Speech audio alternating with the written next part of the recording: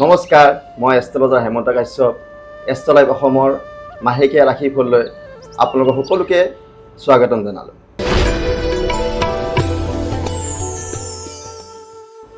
এইবাৰ আহিছোঁ মই বৃষ ৰাশিৰ যিসকল লোক তেওঁলোকৰ মাজলৈ। বৃষ ৰাশিৰ লোকৰ মাজত এইবাৰ উন্নতিত বাধা আহিব পাৰে, দাম্পত্যত অলপ অশান্তি আহিব, শত্ৰু ভয় হ'ব, কিন্তু কিছুমান সুখসংবাদ এই মাহত আপোনালোকৰ মাজত আহিব পাৰে। কৰ্মৰ মাজত ব্যস্ততা বহুত বেছি দেখা পাইছোঁ আৰু ইয়াৰ মাজতেও আপোনালোকৰ কিছুমান শুভ সংবাদ প্ৰাপ্তি হ'ব। বিদ্যাৰ্থীসকলৰ কাৰণে শুভ হ'ব আৰু সাংবাদিকসকলৰ কাৰণেও এই মাহটো এটা শুভ দিন বুলি দেখা পাই আছোঁ।